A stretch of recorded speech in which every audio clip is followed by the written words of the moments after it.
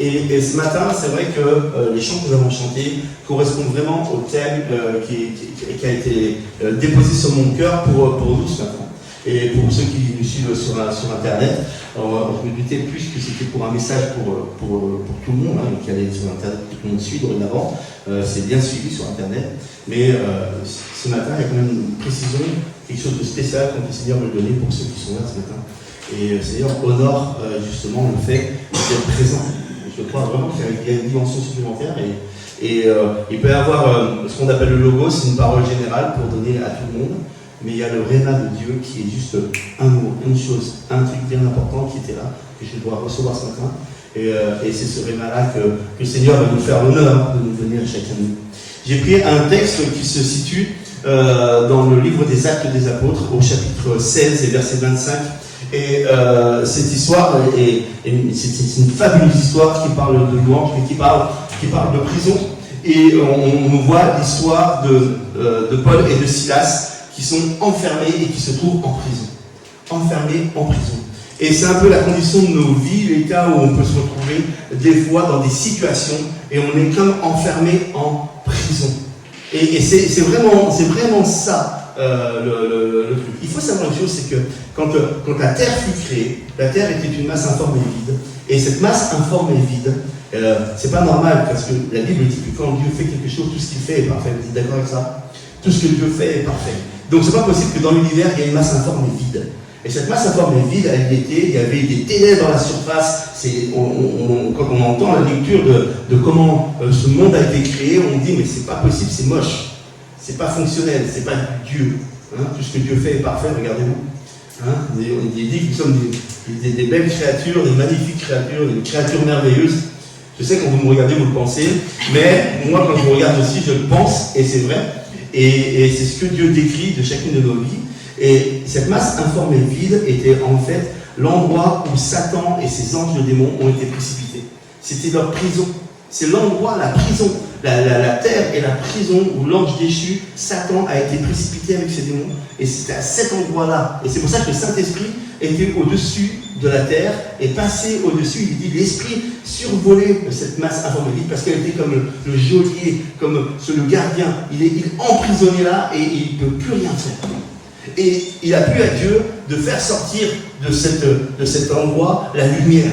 Parce que dans n'importe quelle ténèbre, n'importe situation, dans n'importe qu'importe ce que tu es en train de vivre ou ce que tu as vécu, la lumière, quand Dieu dit que la lumière soit, la lumière fut. Et c'est ce que Dieu veut faire dans chacune de nos vies ou chacune de nos situations, qui peut être des fois des prisons, et je ne comprends pas, je suis enfermé dans cette situation et je n'arrive plus à m'en sortir.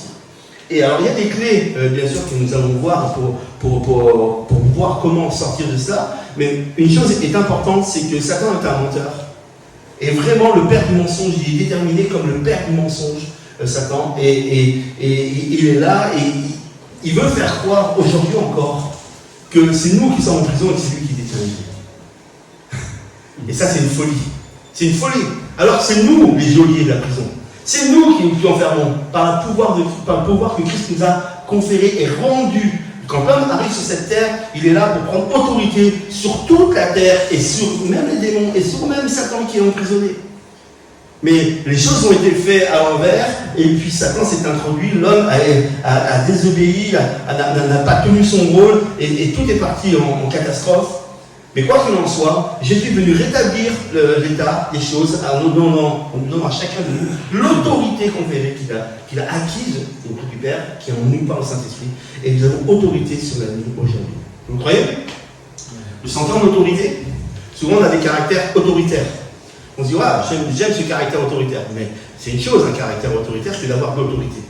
Hein? C'est complètement différent. Avoir de l'autorité, c'est croire dans la foi que qu'importe ce qui se passe, la lumière soit. Qu'importe que la lumière soit. Et ce matin, mon message est dire dans chacune de nos vies, dans chacun des cœurs qui est là présent, qui écoute, qui entendra ce message, c'est que la lumière soit. Et la lumière fut. Par la foi, elle va y aller. Paul et Silas se trouvent dans un endroit assez spécial, dans Actes 16, 25 et 26. Je vous en fais la lecture ce matin dans le livre des Actes. Hop.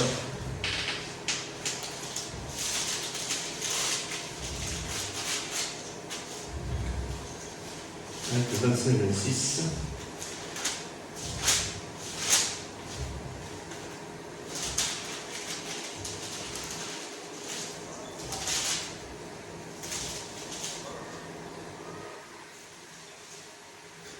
Acte 16, pardon, de 25 à 26. Je me disais, c'est pas bon, qu'est-ce que je vais faire? Ok, on y est. Voici ce qu'il est raconté. Vers le milieu de la nuit, Paul et Silas priaient et chantaient les louanges de Dieu, et les prisonniers les écoutaient. Donc ils sont en prison. Paul et Silas, ils sont en prison, ils sont là et ils chantent les louanges. Et les prisonniers les écoutaient. D'accord? Une chose est importante ce matin, c'est d'écouter. Il n'est pas marqué et les prisonniers les entendaient.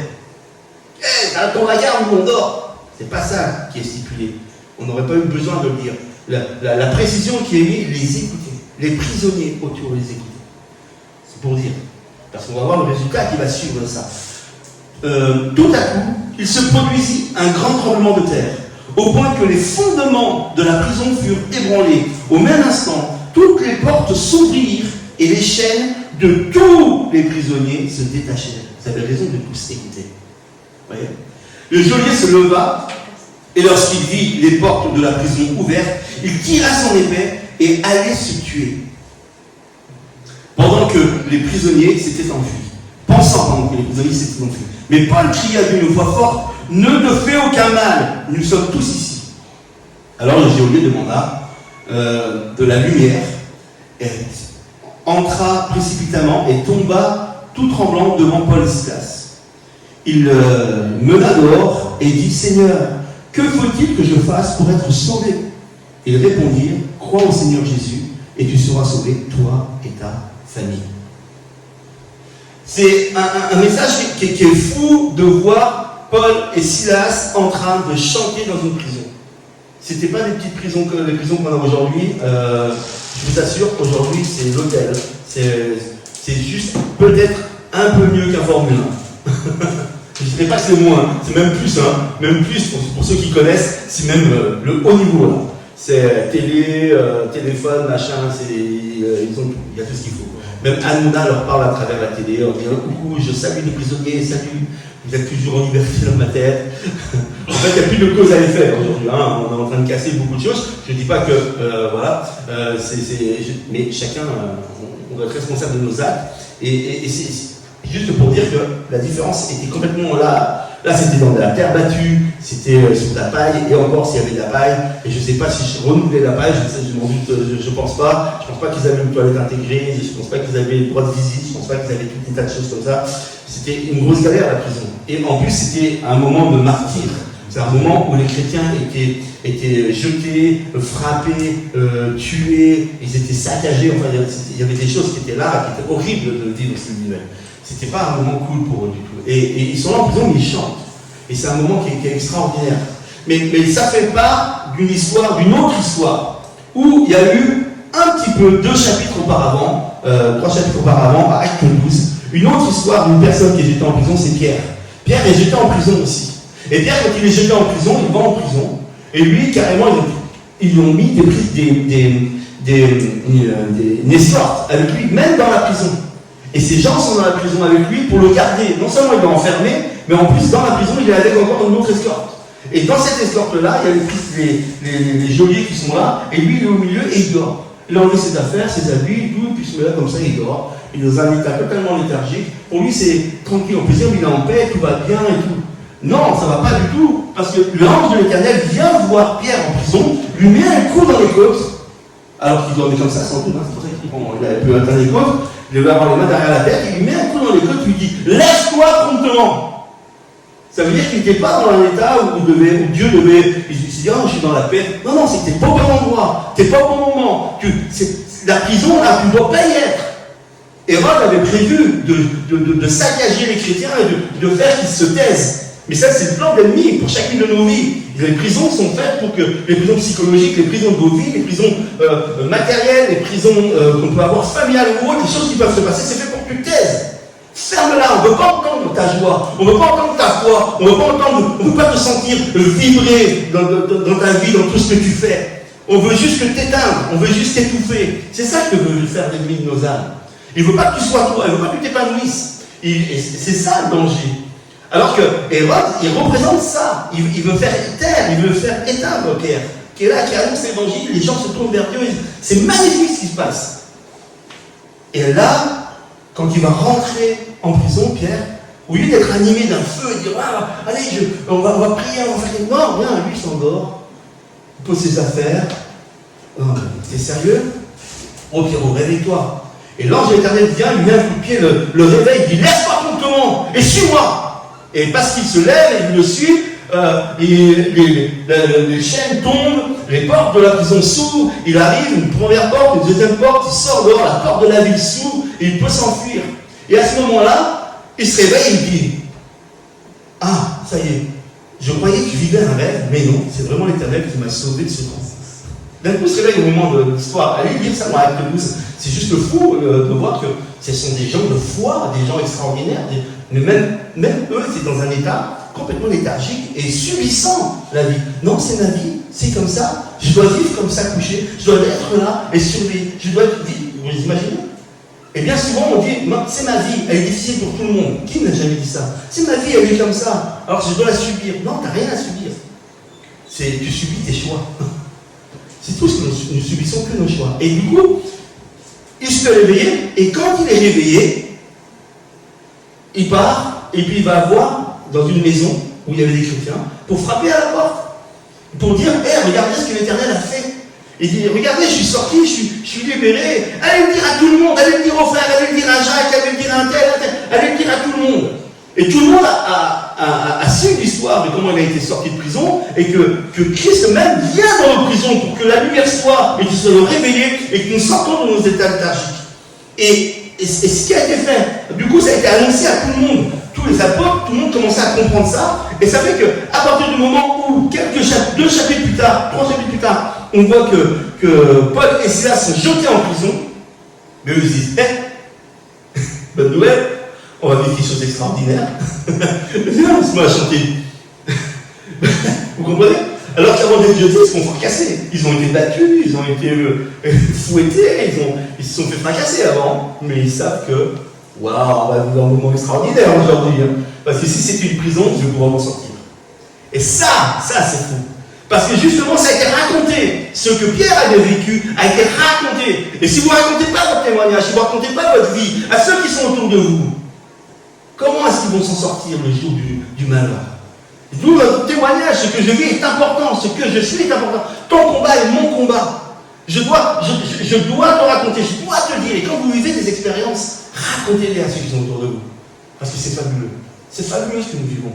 C'est juste miraculeux, il y a des choses qui sont là. Et d'où le témoignage doit être hyper important pour chacune de nos vies. Ça transforme et change ceux qui sont autour de nous. Ça leur donne les secrets de ce que Dieu veut faire avec nous. Alors ils sont là, ils ont témoigné, et eux, sachant cela, ils disent, ok, on va vivre ça. Imaginez que vous êtes jeté en prison aujourd'hui, mais vous savez pertinemment que Dieu vient vous sauver à l'intérieur. Vous attendez juste le moment que ça se passe. On devrait être super excités. Enfin, moi, en tout cas, je suis super excité je suis peut-être un peu maso. On me le dit souvent, mais je serais super excité de dire waouh, ok, je vais prendre quelques coups, on va me jeter en prison, mais je vais voir un miracle quand même dingue. J'aimerais voir ça me réveillerait encore plus pour ceux qui croient que je suis un peu endormi. Mais et là, ils sont là, ils savent. Alors ils commencent à louer Dieu, à célébrer Dieu. Dieu siège, la Bible dit, Dieu siège au milieu des louanges de son peuple. Dieu siège au milieu des louanges de son peuple. Vous imaginez? C'est conscient. Je sais que quand je vais commencer à louer et à adorer, il est là, il est présent, parmi nous. J'ai plus aucune crainte, j'ai plus aucune peur. Et celui qui a conçu l'infiniment grand et l'infiniment petit, celui qui est capable de faire les plus grands miracles du monde est avec moi dans la pièce. C'est juste extraordinaire de savoir qu'à tout moment, lorsque je vais fermer la porte, lorsque je serai seul dans ma chambre, lorsque je serai seul avec lui, il est là. Il est là. C'est toi que j'ai choisi, Seigneur. C'est toi que j'ai choisi. Et il est là, parce qu'il dit, moi aussi je t'ai choisi. Et on va faire une chose ensemble. On va s'échapper. On va se faire la belle. Et dans tous nos moments, nous pouvons vivre ça et le vivre pleinement. Et le Seigneur est là avec eux. Ils sont en train de chanter, de célébrer Dieu. Et sans doute que les prisonniers autour d'eux, ils sont, waouh, c'est quoi ces énergumènes? Qu'est-ce qu'ils font? Imaginez, comment ils font? Les gens à côté, ils sont fous, quoi. Qu'est-ce qui leur arrive? Ils sont joyeux, ils chantent, ils célèbrent. alors qu'ils sont en train de vivre un moment. Mettez-vous dans le contexte. Souvent, on lit vite fait. Mais imaginez le contexte, en vrai. C'est juste... peut-être dans 2 jours, il y en a certains qui allaient peut-être se faire décapiter. On ne sait pas. C'était pas là pour rigoler. Donc, c'était dur. Mais non, ils les voient. Ils sont là, et puis ils disent, mais qu'est-ce qu'ils disent? Mais qu'est-ce qu'ils chantent? Et ils commencent à chanter et à célébrer. Et eux, ils sont là, ils écoutent. Et en même temps qu'ils écoutent, il y a quelque chose qui prend place en eux. Parce que la foi vient de ce que l'on entend. Est-ce que l'on entend la parole de Christ? Et eux, ils sont en train de... Les chants de l'époque, c'était la lecture de la parole. La Bible n'existait pas encore, elle n'était pas écrite encore. On chantait, les louanges, c'était des histoires de la Bible qu'on chantait. C'est le niveau spirituel, c'est le gospel, c'est des choses comme ça. On raconte les histoires de la Bible. Et alors qu'ils chantaient ça, il y avait la foi qui était annoncée en même temps dans et eux entendaient, et écoutaient, et ils se mettaient vraiment à prendre le message. Et d'un coup, ils ont commencé à croire que ce qui était chanté pouvait être vécu dans le présent. C'est pour ça que d'un coup, tout se met à vibrer, tout se met à bouger, et puis les fondements de la prison bougent, les portes s'ouvrent, mais pas seulement à ceux qui chantent, mais à tous ceux qui écoutent et qui croient. Ça, c'est vous. Ceux qui écoutent et qui croient, c'est nous. Nous sommes là, nous enrichissons la parole de Dieu. Nous venons les dimanches, nous prenons quelque chose de la part de Dieu, nous prenons quelque chose de la part du message qui est un réma de Dieu, quelque chose qui veut poser sur notre vie. Et si je le prends en conséquence, si je le prends en considération, il y a quelque chose de vital, de vrai qui va se passer. J'y crois. On pourrait faire j'y crois encore. J'y crois encore. C'est sûr. J'y crois encore, ça marche encore aujourd'hui, essaye, ça marche. Il annonce, ça marche, ce qu'il dit, sa main l'accomplit. Ça, c'est sûr. Tout ce que vous demanderez en mon nom, dit Jésus dans Matthieu 21-22, tout ce que vous demanderez avec foi par la prière, vous le recevrez. Voilà. C'est sûr. Il n'y a pas peut-être, c'est vous le recevrez. C'est tout. En mon nom, avec foi, dans la prière. Jean 14, 12, 13 nous dit, en vérité, je vous le dis, celui qui croit en moi fera aussi les œuvres que j'ai faites. Et il en fera même de plus grandes parce que je m'en vais vers le Père. Et tout ce que vous demanderez en mon nom, je le ferai afin que le Père soit glorifié dans le Fils. On a quoi à attendre? On a des sujets de prière, des enfants, des jeunes, des cancers, on a tout. On a toute la semaine, on entend des choses qui sont complètement waouh, des gens qui sont emprisonnés, des gens qui sont autour de nous, qui vivent dans des cellules autour de nous. Nous-mêmes, on est emprisonnés par nos propres pensées, on est emprisonnés par nos propres conditions, et ceux qui sont autour de nous le sont aussi, ne croyez pas. Mais si moi, je ne vis pas quelque chose, je ne pourrais pas répandre ce que j'ai vécu pour libérer ceux qui sont autour de moi. Je ne pourrais pas. Alors moi d'abord je dois me réveiller, moi je dois faire du foin quand je me mets dans la louange, moi je dois faire du bruit quand je dois chanter, moi je dois célébrer, je dois vivre ce que je dis. Et les textes que nous avons lorsque nous chantons juste avant le culte, dans tous les temps de louange que nous prenons, c'est des textes qui vous sont proposés pour mettre vos âmes et vos cœurs pour chanter. Mais il y a vos propres psaumes, vos propres poèmes, vos propres chants qui est votre histoire que Dieu a écrit. Nous sommes des poètes de Dieu. C'est ça que nous sommes. Nous sommes une prophétie de Dieu pour ce monde, pour amener quelque chose de bon, de beau et de neuf pour ce monde. Alors il est là, ils sont là, ils chantent, et tout bouge. Et eux qui sont à côté entendent, croient, et leur muraille aussi tombe. C'est extraordinaire. C'est juste extraordinaire. On pourrait faire un super film de nos jours. Imaginez avec les prisons d'aujourd'hui, en Amérique, tout ça. Imaginez un film fait par, je ne sais pas qui, je ne sais pas Spielberg ou n'importe quoi, mais un truc qui pourrait faire, imagine, ça serait, et les gens partout, ça serait extraordinaire de voir un film comme ça. Mais là, je me suis fait dans la tête, mais la prison fut ébranlée. Au même instant, toutes les portes s'ouvrirent et tous les liens des prisonniers furent rompus. C'est pas seulement les portes qui s'ouvrent, mais c'est ce qui nous tient liés. Les petites choses qui nous lient. Hein? C'est pas tout d'être en prison, qui a un cadre.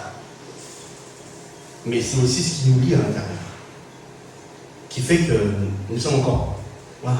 Et ça, ce sont les petites choses de notre vie qui sont là, qui viennent, une banquette par une banquette, qui vient se tresser autour de nos poignets, autour de nos chevilles, autour de nos bouches, autour de nos yeux, nos oreilles, pour ne pas voir, pour ne pas entendre, pour ne pas faire, pour ne pas accomplir, pour ne pas aller.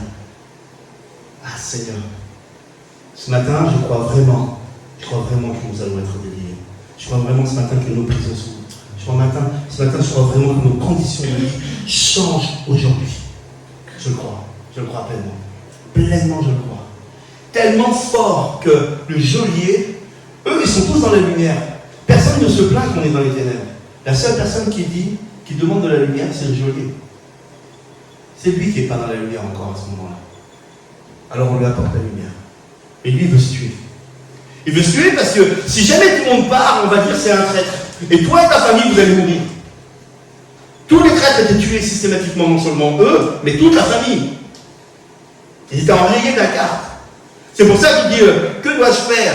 Et quand il dit que dois-je faire pour être sauvé, quand il dit ce mot-là, que dois-je faire pour être sauvé, à ce moment-là, c'est pour être sauvé de tout ce qui va se passer, moi et ma famille.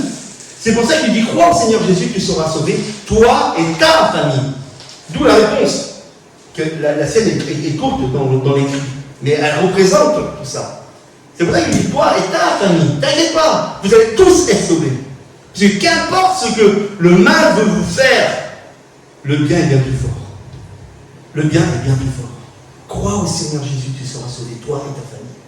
Même ceux qui ont été contre nous, même ceux qui ont été une opposition, même ceux qui nous ont bloqués, qui nous ont liés, qui nous ont enfermés, qui nous enferment chaque jour, ben même eux, ils ont le droit d'être sauvés. C'est beau ça. C'est beau, non moi je trouve que l'amour de Dieu est complètement waouh. Qu'importe, c'est tous, tout le monde a le droit au salut. Crois au Seigneur Jésus et tu seras sauvé.